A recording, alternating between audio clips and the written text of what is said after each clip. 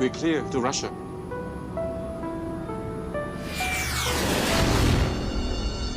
A commercial airliner goes down over a war zone in eastern Ukraine. Nearly 300 innocent lives were taken. So there has to be a credible international investigation. There was a lot of speculation that the aircraft was shot down, but you want facts. Investigators are determined to get answers for the families of the 298 victims. Nog heel veel belangrijker was It was very important to explain what had happened. There were so many people whose lives were destroyed by this crash. deze crash. But they face roadblocks at every turn. One of the first things you do is the security of the wreckage area. And this was not possible here. How can we conduct an investigation without seeing the wreckage?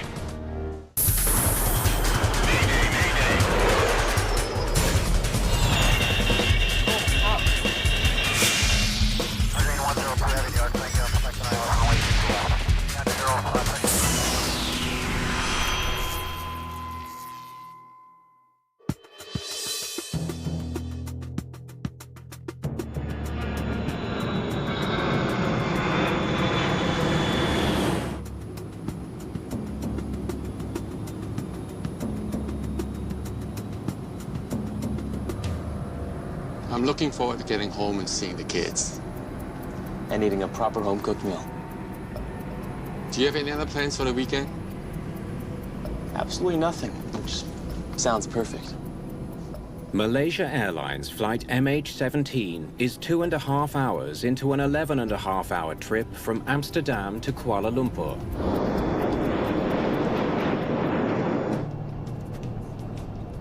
The cabin is filled to capacity with 283 passengers on board.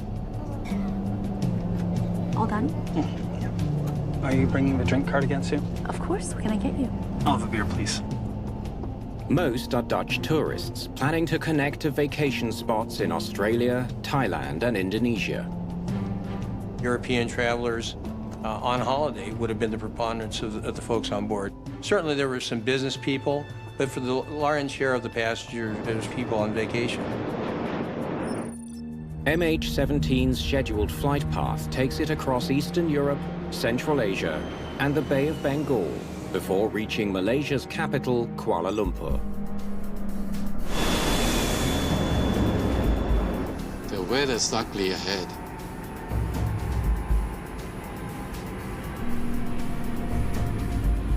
Can we get around it?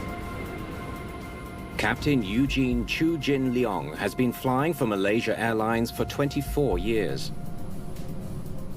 His first officer, Mood Firdaus Abdul Rahim, is a promising new addition to the airline. Nipro, okay to track 20 miles left for weather? Malaysia 17. Okay, clear to avoid. Roger. Malaysian 17. The first officer is being groomed to become a captain, so generally speaking in a cockpit, it is not unusual to have a captain with a large amount of flight experience as compared to that of the first officer. They're piloting a Boeing 777, one of the safest planes in the world. The 777 is also very fuel efficient, making it a popular choice for long-haul flights like this one. Is Malaysia 5 or 6 hours ahead? Guess I'll find out when we get there. We could make up time if we move to 340. If it gets to there faster, then why not? Now flying in Ukrainian airspace, Malaysian 17, is level 340 non-standard available? the pilots request permission to climb 1,000 feet, where they can fly faster to make up time. The skies over Ukraine are busy today. The local controller is not able to grant the Malaysian pilot's request. Malaysia 17, 340 is not available. Roger, maintain 330. Well, we tried. We'll make it up over Russia. Looks like clear sailing from here. Though Ukraine has accused Russia of supporting armed separatists in eastern Ukraine, both nations are still cooperating when it comes to commercial aviation. The controllers, both on the Russian side and Ukrainian side, were still handling traffic off to each other. So, despite the threat, commerce was still in progress.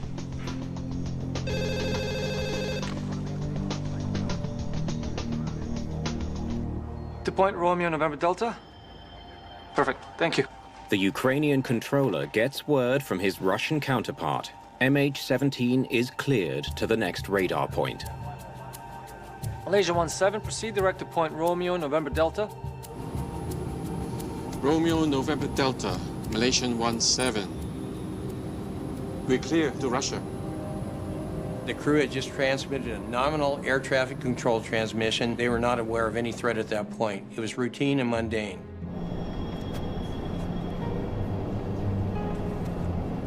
Here you go. Thank you very much.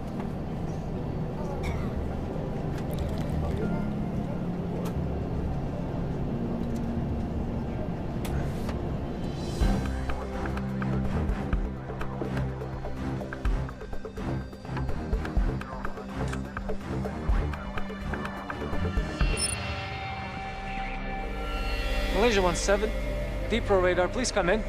Malaysia Airlines flight MH17 has fallen off radar. Malaysia 17, Deep-Pro radar here, please come in.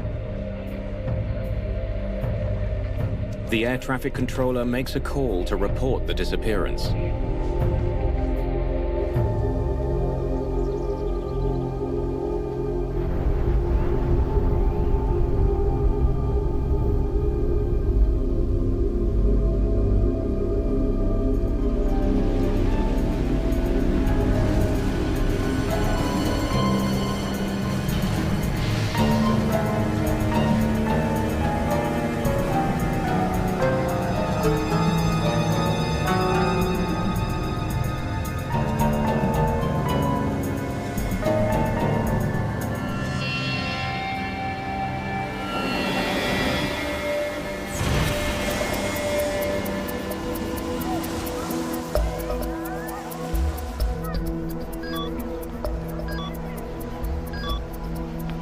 That's yours.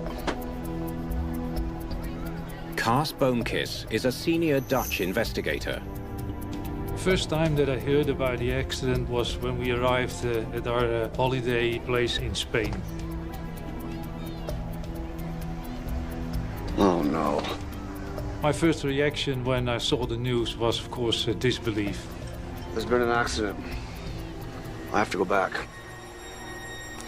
I thought, how is it possible that passenger aircraft ending up like this?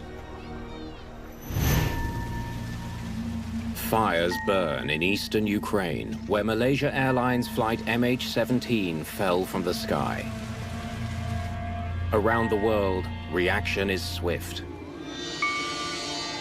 Nearly 300 innocent lives were taken. Men, women, children, infants, who had nothing to do with the crisis in Ukraine. Their deaths are an outrage of unspeakable proportions. The news hits especially hard in the Netherlands. 193 victims were Dutch. When I turned the news on at home, some of the first pictures on TV were of Dutch passports that had been found in the fields, and that moved me quite a bit at the time. It became clear to me how big the disaster was. It was a tragic event for the Dutch people, and certainly emotionally, I'm sure it took its toll. The Dutch Safety Board has already mobilized an air accident team. Evidence indicates that the plane was shot down by a surface-to-air missile that was launched from an area that is controlled by Russian-backed separatists inside of Ukraine. We also know Even with the immediate speculation that the aircraft was shot down, investigators have important questions to answer. They need to understand why a passenger plane was flying over a war zone. And most importantly, they need to bring home as much evidence as possible for Dutch families who've lost loved ones. In dit onderzoek het nog heel veel belangrijker In was. this investigation, it was very important to explain what had happened. There were so many people whose lives were destroyed by this crash. Door deze crash. Hello? The Dutch Safety Board is located in The Hague. They set up another office in Kiev to help Ukrainian investigators. What's the status, sir? Yeah, I'm settled in the operations center. But there's been a change. The Dutch team soon discovers that its role will be larger than expected. Ukraine. They've asked us to lead the investigation. With suggestions from all sides that the downing of MH17 was intentional, they have inherited a difficult situation. These are from the crash sites. There was a lot of speculation in the media that the aircraft was shot down, but as an investigator, you want facts. Speculation clouds the mind. Finding answers won't be easy. The crash has dramatically escalated tensions between Russia and Ukraine. Russian-backed militants and Ukrainian forces have been battling in eastern Ukraine for 4 months. MH17 crashed right in the heart of the disputed area, in the region of Donetsk. This site looks like another farm. They're all in the eastern part of Ukraine. Investigators are worried about how they can conduct their work in the middle of a war zone. Here. That makes 6 crash sites. Wreckage is scattered over a 19-square-mile area. We know one thing for sure. This was an in-flight breakup. When we looked at the photos, we saw that they were spread out over a big area, so that meant that it had been an in-flight breakup instead of a crash. Hello, this is the DSB. How soon can we get to the crash sites? To find out what caused the breakup, Dutch investigators need to see the wreckage. I'm sorry, I don't understand. What's impossible? They can't get access to the crash site. They're still in a complex negotiation process with government authorities and local officials. What'd they say? Change the plan. We can't go. During a normal investigation, one of the first things you do is the security of the wreckage area. And this was not possible here. How can we conduct an investigation without seeing the wreckage? Days after the crash of MH17 in eastern Ukraine, Dutch investigators are nowhere to be seen. Without access to the wreckage, they risk losing crucial evidence. It's important that the pieces of wreckage remain undisturbed. They are silent witnesses. Pieces of wreckage tell you what happened. Total picture of all the wreckage together gives you a total story. Het totaalbeeld van alle wrakstukken bij elkaar geeft een totaalverhaal. Despite the setback, the Dutch team refuses to let any speculation about the crash affect their investigation. Best bet? It was shot down. Proving it without any wreckage is nearly impossible. They may be able to disprove other theories being floated in the media. Speculation that flight MH17 may have encountered severe weather, or a technical malfunction, or some other rare calamity. Okay, let's start eliminating other possibilities, and we'll see what we're left with. We started from square one, and we looked to all the possibilities, one by one, in a very structural manner. Okay, let's zoom into the crash area. We had to do this because we were not assured that we would ever could go there, so we thought everything we can find about this crash site we need to gather. Okay, this is MH17's intended flight path. Now, this is the weather at the time of the crash. Well, what about lightning? Let's check the ATC report.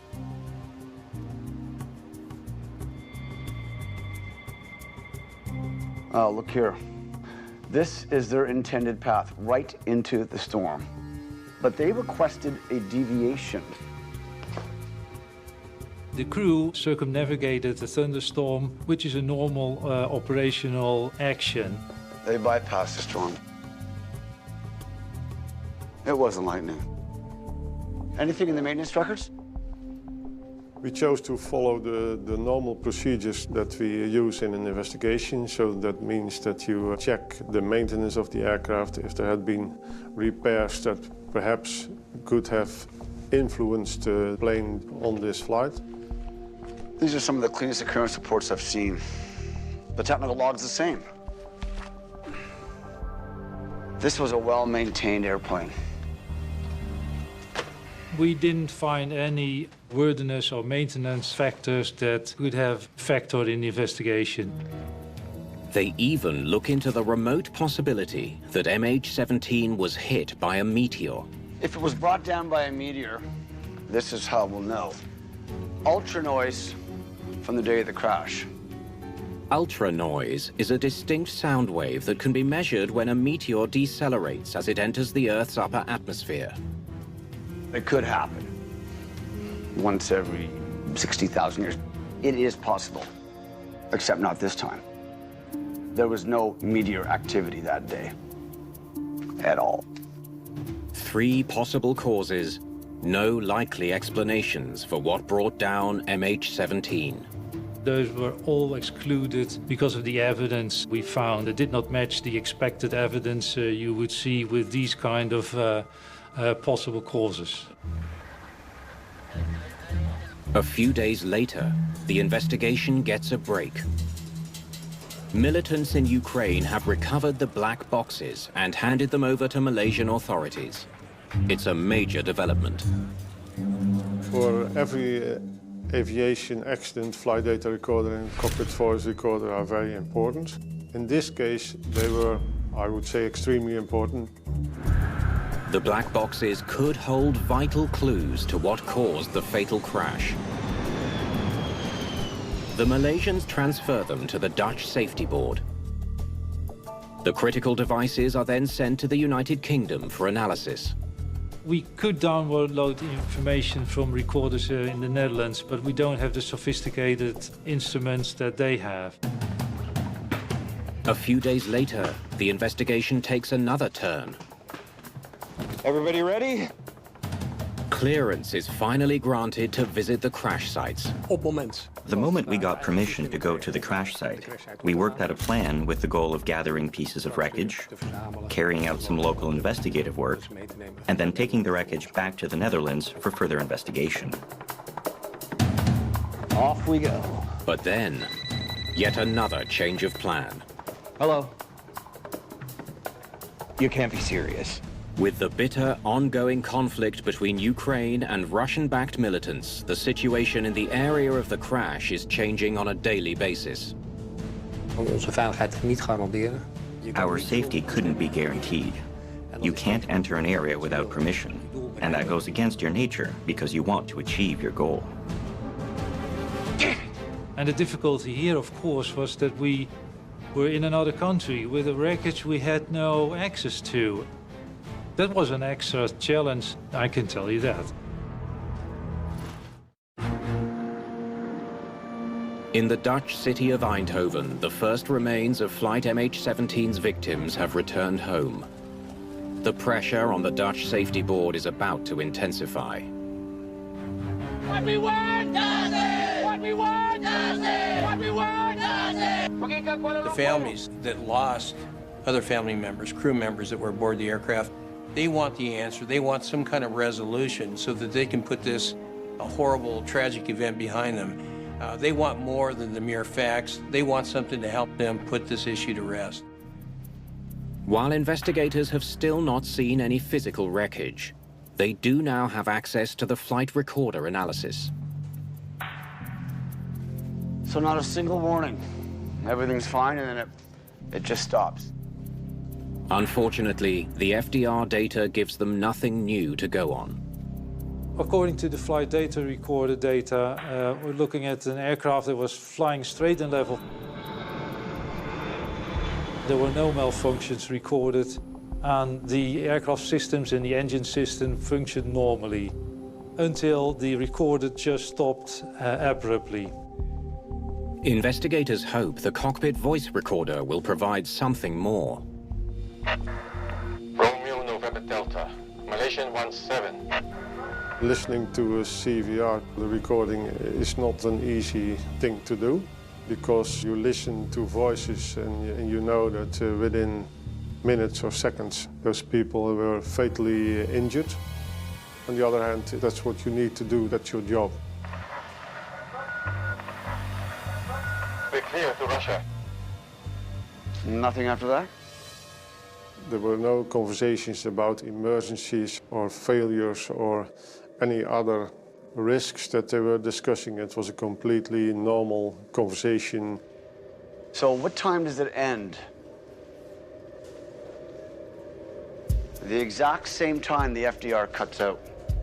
The timing tells them that whatever happened to flight MH17, it was extremely sudden. With the instantaneous and combined failure of both the cockpit voice recorder and the flight data recorder, that's indicative of loss of electric power simultaneously, which is analogous generally with a catastrophic event. Investigators suspect that the plane was likely brought down by either a bomb or a missile. Wait. Play it again. They wonder if any clues can be uncovered through an even closer analysis. We're clear to Russia. You hear that? Investigators discover two sound peaks just before the recording stops. Can you figure out where that's coming from? The cockpit has 4 microphones. Investigators hope to triangulate the location of the sound by measuring when the spikes hit each microphone. By triangulation of the data, of this information, you can pinpoint the location of the source of the sound peak in space. So where did the sound originate from? Let's look at the seconds before the crash. Can you bring up the cockpit, please? Investigators now realize they're onto something big. It hit the captain's mic first, then moved back through the cockpit. It looks like the sound came from in front of the captain, outside of the airplane.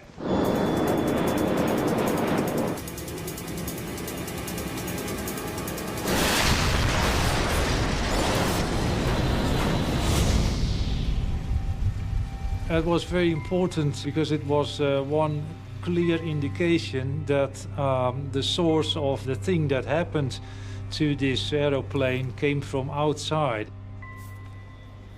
That seals it. An explosion outside means it must have been shot down. Shot down by what? We need that wreckage.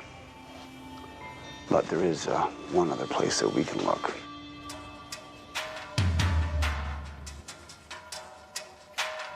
Without access to wreckage on the ground, investigators turn to forensic analysis of debris found somewhere else, inside the bodies of the cockpit crew. The autopsy was very important and a different source of investigation results. They hope the gruesome task can help them identify what kind of explosive weapon took down MH17. They find hundreds of similar-looking steel fragments lodged within the bodies. But in the captain's body, they find something else, something that stands out. In the body of the captain, there was a specific fragment that was unique in comparison with the other fragments we'd found. It had a specific shape and form. Investigators don't know what it is, but they do know from the CVR that the blast hit from the captain's side of the cockpit. If the distinctly shaped fragment can be matched to the weapon used in the attack, it could be a crucial clue. We were getting more and more facts that showed that something from the outside had brought the aircraft down. A full closure to this incident is absolutely vital. Therefore, the ultimate action of finding who were responsible and bringing them to justice. Despite having strong evidence pointing to a missile, in order to prove their theory, investigators will need to see the wreckage. But so far, they still haven't been able to gain access to the crash sites. Regardless of all the media and political pressure, you still have to do your job starting with the foundation. Investigate based on facts. All of the pressure that's put on you to come up quickly with conclusions, you have to disregard.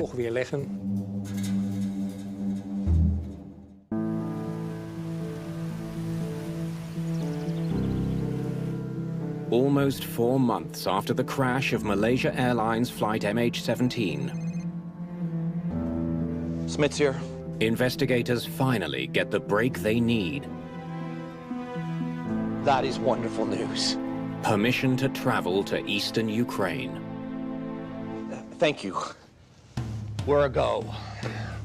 We're allowed in. For real this time.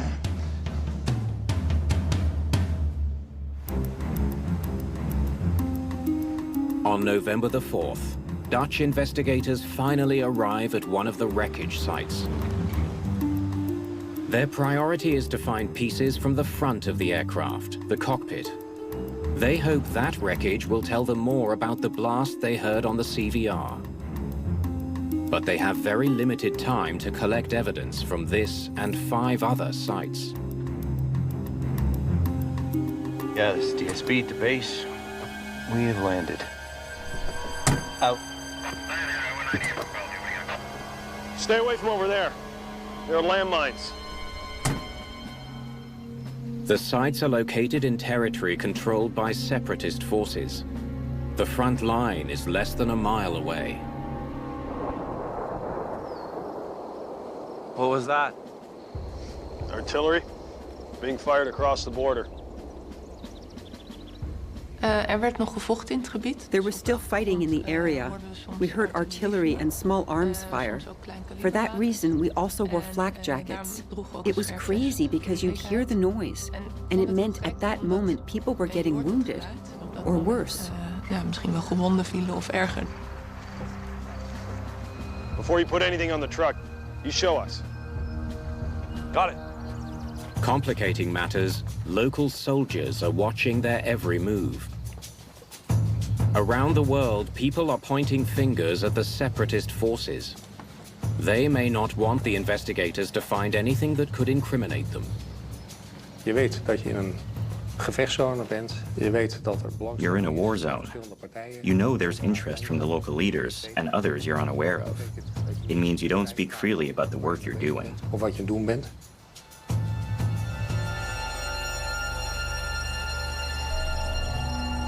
You see these?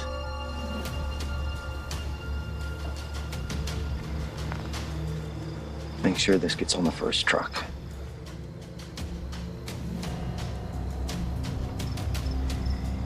There were a number of pieces of wreckage that were very important for our investigation, and we also tried to take as much with us in the time that we had.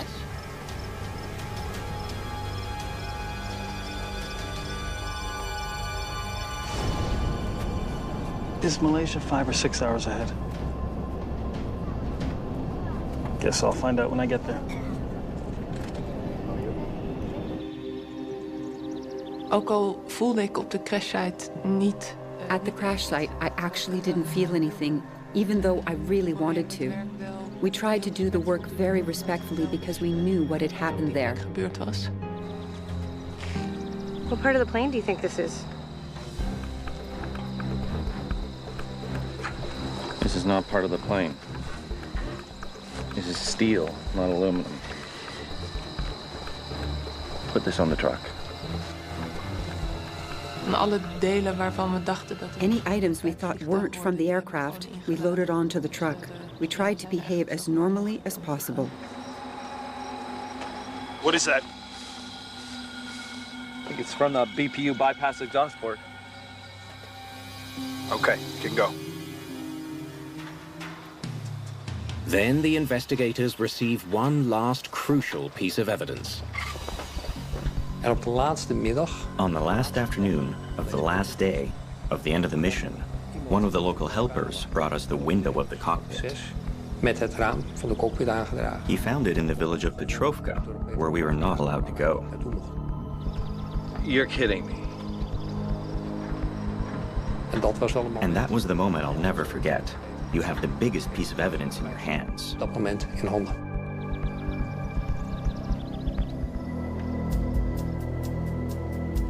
I only saw the holes and the sadness of that piece of wreckage. Ron Smith saw how important it was for the investigation. It was a strange mix of emotions.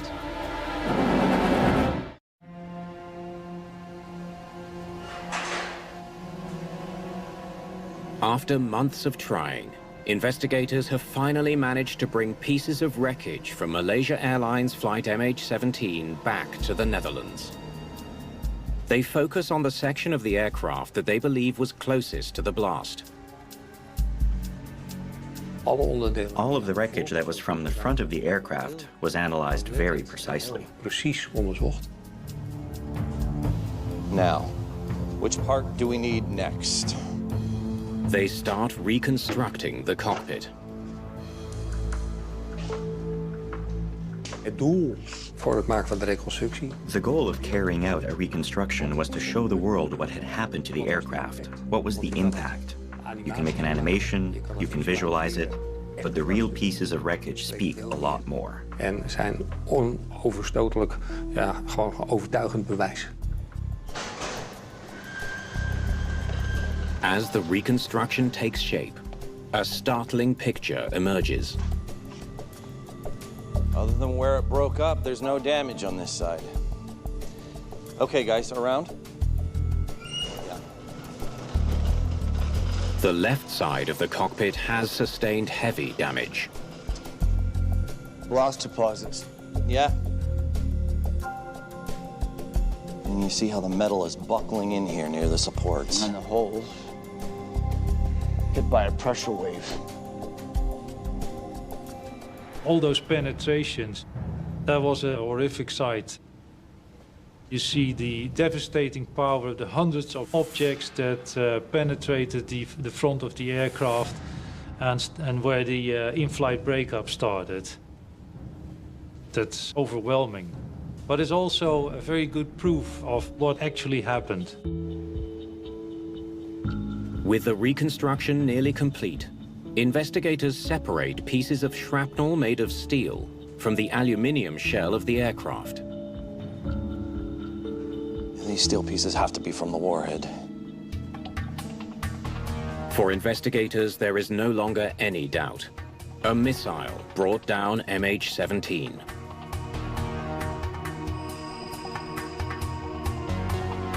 Take a look at this. Another piece from the missile? Yeah, I think so. But this looks different. I've seen this kind of piece before. We found in a specific fragment, unique in shape and form, the bow tie or butterfly fragment, which was the same kind of fragment we found in the body of the captain. I need to get this analyzed.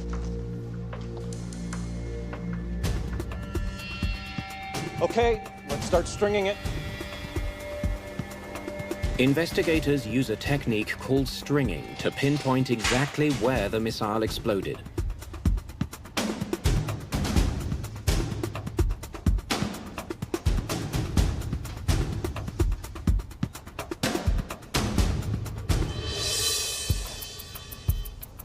That's a technique with forensic investigation to give an impression what the origin of the high-energy objects was. Came from 3 meters to the left and 3.7 meters above the tip of the nose. The stringing investigation results pointed out that the origin of the objects were from the left above the cockpit. It matched also with the investigation results we got from the cockpit voice recorder. The cockpit reconstruction has given investigators a much clearer picture of how flight MH17 was blown out of the sky. With a fragmentation type warhead, the warhead detonates, and between 7,000 and 8,000 of these preformed shape fragments are dispersed against the target at very high velocity. Each one of these fragments is specifically designed to rip through aircraft aluminum. Investigators know that the bow tie-shaped pieces of shrapnel found in the captain's body and in the fuselage may be the key to solving the next step of the mystery. What kind of missile did you come from? Next. Again. Wait, stop.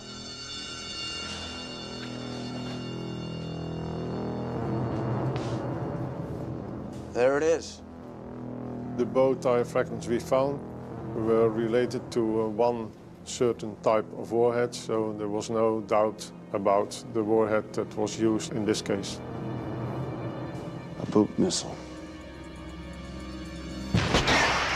The fragments are from the warhead of a Buk surface-to-air missile system. It's made up of hundreds of bow tie and square-shaped metal fragments that explode when the missile gets close to its target.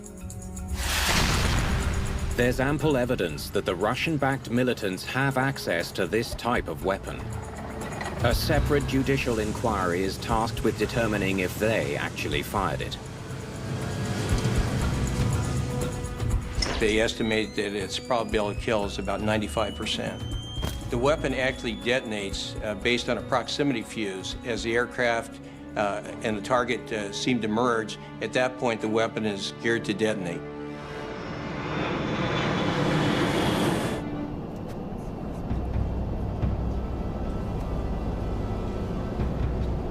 Is Malaysia 5 or 6 hours ahead?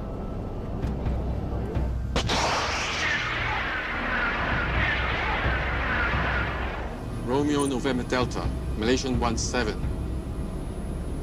We're clear to Russia.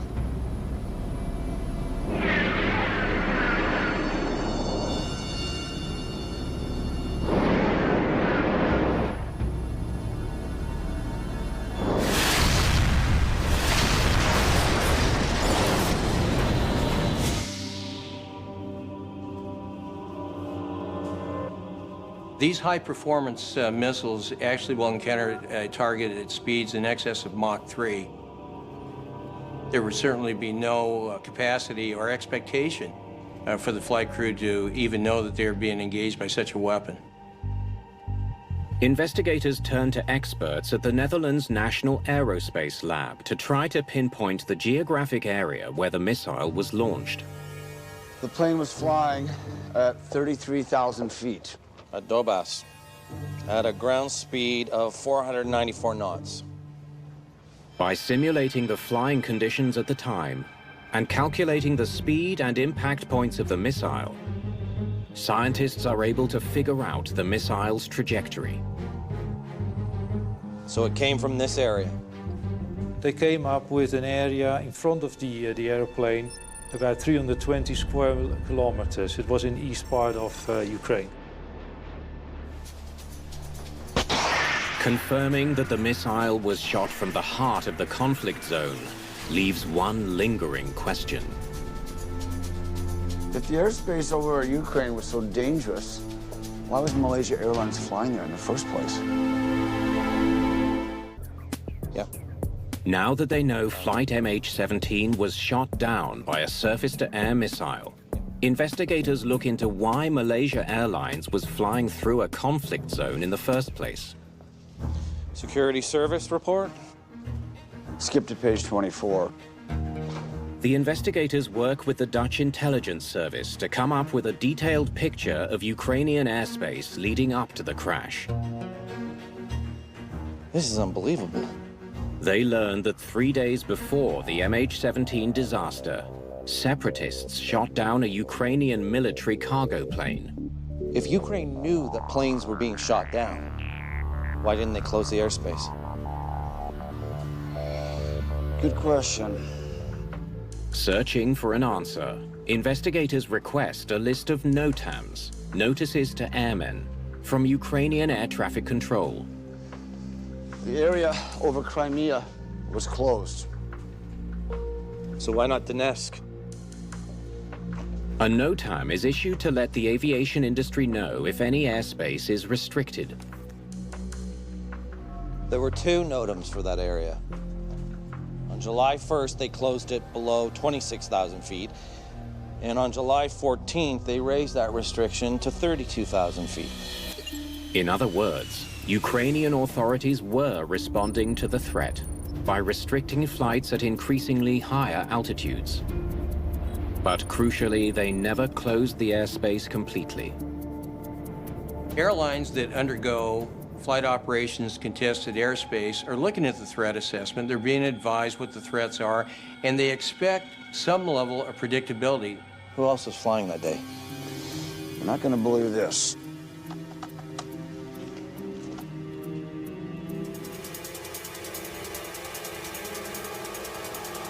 All these airlines flew over Ukraine that week.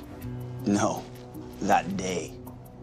They all flew over that exact area before MH17 was shot down. On July the 17th, the day MH17 was hit by a missile, 160 flights crossed through the exact same airspace. Despite previous attacks on military aircraft, no commercial airlines had opted to avoid the area. Dnipro, okay to track 20 miles left for weather? Malaysia 17. Okay, clear to avoid. Roger, Malaysia 17. Malaysian Airlines was not doing anything different than 160 other flights that had transgressed that airspace the same day. They were not the Lone Ranger in that airspace. It just so happened to be that they were in the wrong place at the wrong time.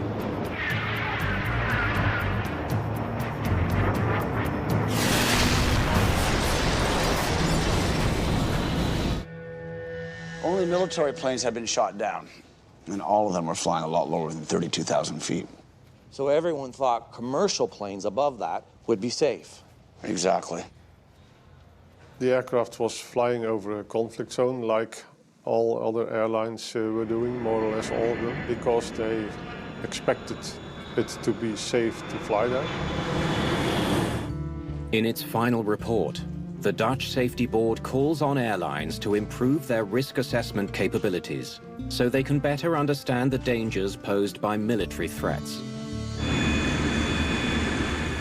They also suggest airlines regularly publish flight paths so consumers can make much more informed decisions about flying over conflict zones. Preventing aircraft from flying in unsafe airspace is a difficult thing to do. The only possibility is sharing all available information worldwide between all the states involved. 15 months after 298 people were killed, the Dutch Safety Board invites families of the victims to see the reconstructed MH17 cockpit. It was a Buk missile, and they showed us the fragments. The fragments were inside the plane and also the crew. It's a difficult moment for family members, but investigators hope it can provide them with some closure. We have seen a lot of information in the media, and that what we thought might be the truth has been confirmed.